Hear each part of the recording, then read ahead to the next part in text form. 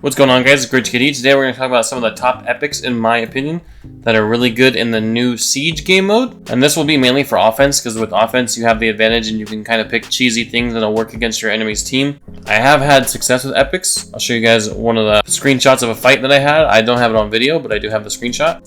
This is me right here. You can see that, you can actually see in the background all my champions are alive. You can see Vogoth, Skullcrusher, Skullcrown, and Broadmaw. End up destroying a very high-end team, in my opinion. You know, there's a mythical in there.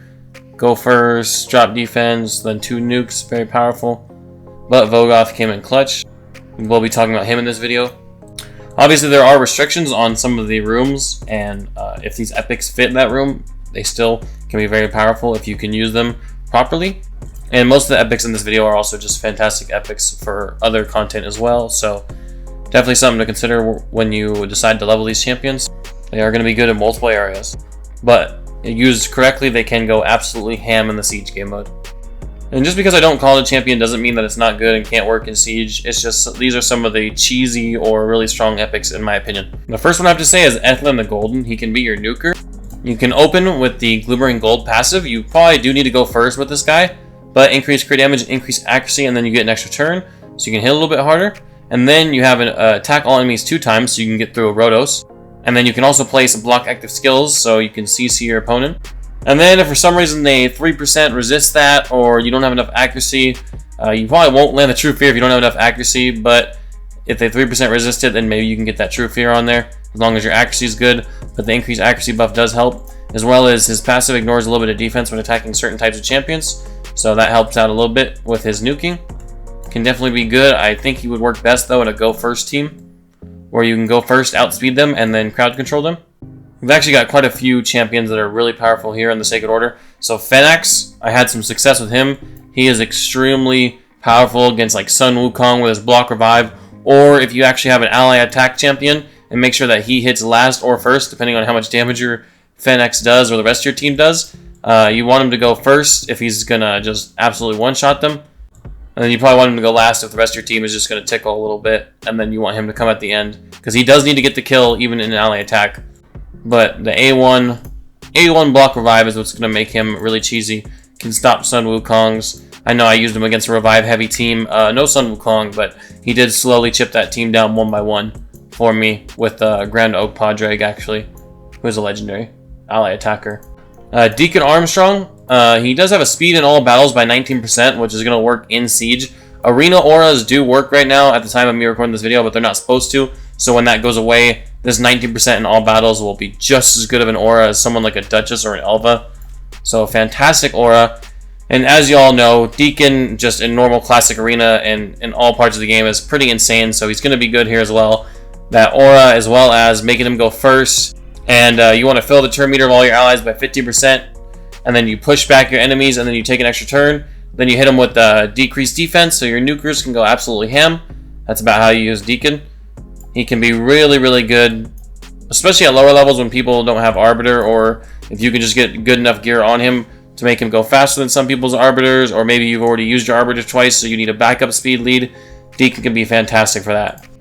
The last one in this faction, Cardinal, is actually like really cheesy. The way she works, you throw her in Stone Skin, and then you use her revive. It makes it so all of your allies that get revived get their turn meter to max, which means they will go next based on their speed. So your champions that get revived that have more speed will go faster and first before your champions that have less speed. But still, all of your champions that she revives are going to go before any of the enemy champions go. So you throw her in Stone Skin against the Go First team. If the Go First team has Lydia, though, she won't work because that'll cancel your revive. Also, you got to make sure that they don't strip your Stone Skin, so really high resistance, or just don't fight a team with strippers. But if you use her properly, she can work really cheesily. It just has to be against proper teams. That's really her biggest weakness, is she can only fight specific teams. Barbarians, we've got an okay amount in here. We've got High Katoon, which we all get for free. Absolutely love her. Another 19% in all battles. I used her as a backup speed lead, and she worked awesome for me. It's just mainly this ability. Filling the turn meter of all your allies by 50% and placing the 30% increased speed on all allies. Really good ability. You get her just in 6 pieces of speed gear. She can go extremely fast. And if you're going against an enemy team that isn't trying to go first, you can definitely take that speed from them and go before they do. She also does have a little pushback on here, but I don't typically build her with accuracy. but she also has a little pushback on her A3 if you're interested in that. But mainly she's just used for going first.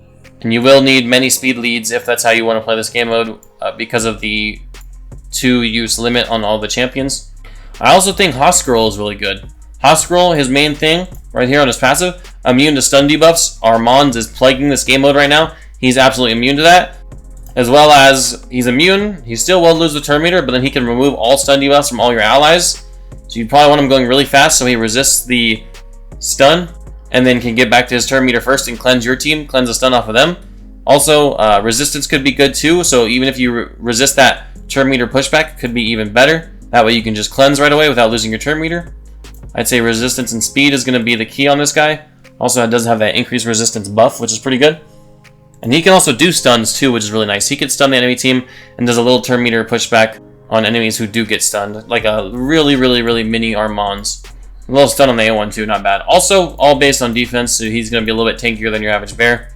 I do think Ugo can be alright if you put her in Stone Skin. I wouldn't recommend it though, because you use her in Hydra and so many other places, but just a little kind of honorable mention. You put her in Stone Skin, you try and get your whole team killed, and then she can come in and revive your whole team with 50% HP and fill their turn meter by 50%. Not quite as powerful and as cheesy as Cardinals Revive, but still can be decent. And she also has the drop defense. Not my first choice, but can be a little cheesy. I do think Maneater can be okay in this game mode. If you can somehow keep him alive to get off his unkillable for 2 turns, it can be really strong because you obviously won't be able to die unless they can ignore that. But you have to find some way to either get him to go first or keep him alive without your team dying. But there is potential there. But you probably are using him in your clan boss, so just another little honorable mention in the Ogryn tribes. In here, I honestly think Broadmaw is underrated. Little turn meter boost, little increased speed, and increased crit rate can be decent for setting up your nukers. Also, I feel like you get so many of these guys doing that fusion. I don't even know how many of these guys I freaking have. But you do get a lot of them, so you can +4 him very quickly and make him super tanky with all those extra stats. As well as he has a very decent revive. 2 dead allies with block damage. No turn meter though, so hopefully that block damage cannot be ignored by the enemy team. Not like an insane champion, but can be decent, and we do all get him for free. Also, you build a little bit of accuracy, or if your enemy has low resistance, you can freeze them. Wouldn't count on it though.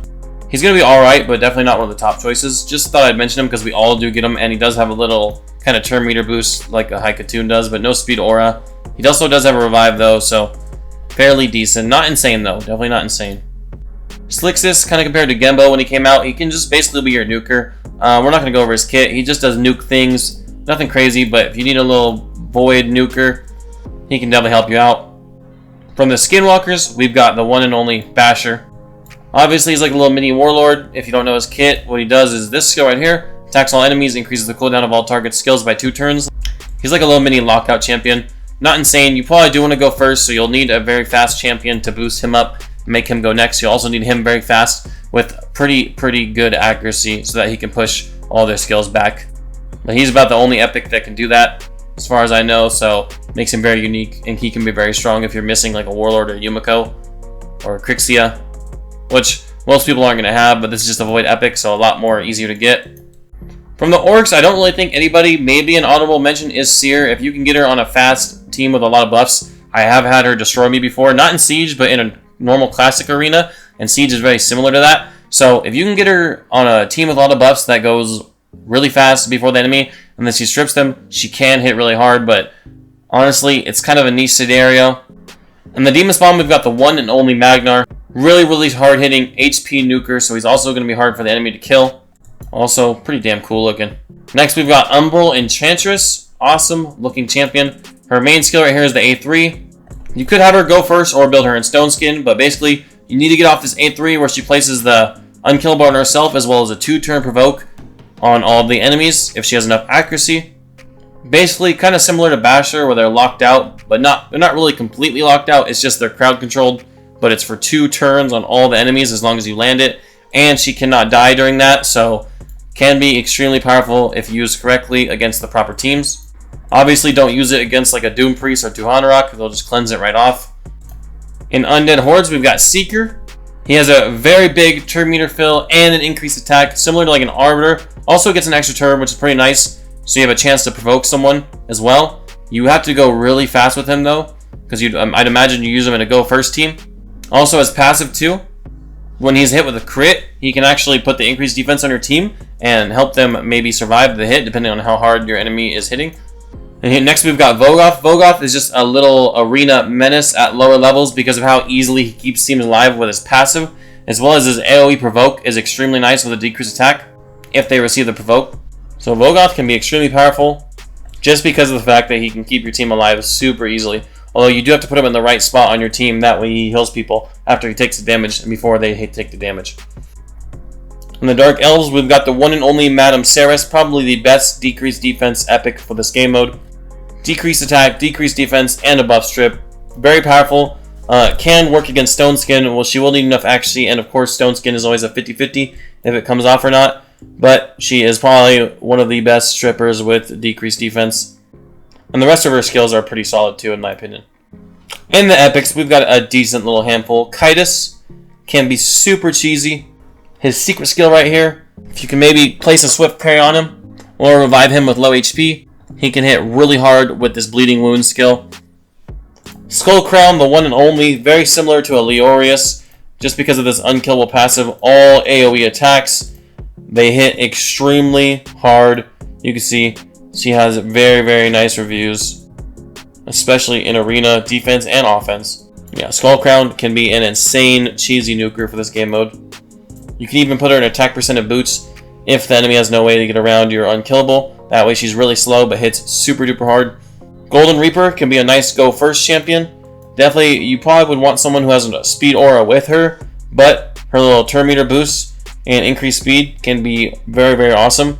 Definitely 20% turn meter is, I think, on the higher end, especially for the epics. Not for legendaries. Legendaries are a little bit better than that, but a lot of the epics have about 15%, except for Seeker. This lady right here has a nice 20% turn meter boost, as well as the increased speed. Alright, little sleeper right here, Canelia. 18% speed in all battles can be nice, as well as the AoE sleep can be very, very strong. Just have to be careful who you attack and wake up. Also, if one of your teammates is attacked while asleep, they will get a giant turn meter boost and most likely go next. So if that's a nuker, it could definitely be very powerful. One and only Gala Longbraids, what can I say? Insane, single target, damage dealer. In Shadowkin, I'm going to have to give it to Genbo. Genbo is a beast. Unfortunately, it's a speed in arena battles aura, but that might work for the next siege, who knows. But we're not going to really count that in his favor. He is just an absolutely insane nuker, ignoring unkillables so you can fight those Skull Crowns and Leoriuses. As long as he's under an increased attack buff, increased crit rate, increased crit damage, you can build him a little bit less crit rate if you'd like. Then takes the extra turn, then smacks all the enemies, reduces the duration of their buffs, and as long as he crits, they cannot resist it. Very, very powerful. If you pair him up with an Arbiter, he can be an insane nuker because you give him that increased attack. Or Seeker 2 can give him the increased attack. Duchess can also give him an increased attack. Good champion, Mithrala as well. Lots of champions can set this guy up. Would recommend him on a go first team though, in my opinion. And for the end, we're going to have to come in with a little surprise here, guys, honestly. Creodan the Blue. If we're counting all the other turn meter boosters that are good, we got to count him. Increased speed and 15% turn meter boost. About as good as some of the other ones on this list. No speed aura, unfortunately, though, so that does go against him. Definitely, you would want to put him with someone who has a speed aura if possible. Also, a little AoE freeze. Not a 100% chance to land, but definitely, 2 times with a 65% chance is pretty good. His passive makes him take a little bit more turns with that 5% turn meter boost. And the A1's definitely not bad either. You're probably using him for your Hard Fire Knight, but if you've got tons of copies and feel like building a second one that you can use in Siege and in Hard Fire Knight, or the build you have for Hard Fire Knight already works for Siege as well, he can definitely be really good in Siege, in my opinion. Alright guys, this is my first time trying to do a video like this, so any advice is appreciated in the comments. I did stutter a lot and have to edit stuff out. I'm not used to really doing this style of content. I do more like just kind of random goofy stuff, but I thought maybe this can help some people. So hopefully you guys enjoyed the video and understood everything that was going on. If you have any advice for me in the comments, definitely I'm open to it. You're not going to hurt my feelings. If you want more top champions in certain areas, definitely let me know down in the comments, as well as let me know of some champions that I missed or that you think are really strong, and please explain why so that fellow people who scroll down to the comment section can learn. Maybe they have that champion built and can use it to help them in Siege, or maybe I have that champion built and I can use it to help me in Siege. But I think epics are a lot stronger in this game mode than most people think for the average player. Even up where I'm at, epics are successful. I'm definitely not in a top clan or one of the top players in the world, but even in the late game like I am, someone who has defeated Amius on a hard, I'd say that's fairly late game, and is almost done with his Ramontu missions. Epics, all epics being able to win fights, and I definitely use 1 or 2 epics in other battles as well. They definitely can come in handy. Don't underrate them. Unless you've got like 20 million player power, but even then, man, like Phoenix, Cam and Clutch. I would have used Cardinal if I have a chance. Bogoth, insane. Didn't get a chance to use my Madame Saris because I do have Stars Age Galathir, who I like. I like his strip better just because of the crowd control. And the Skull Crown, don't even get me started on Skull's Crown. She is a beast, especially when I can only use my Siegfried twice. So I hope you guys enjoyed the video. I'll see you in the next one. Peace out.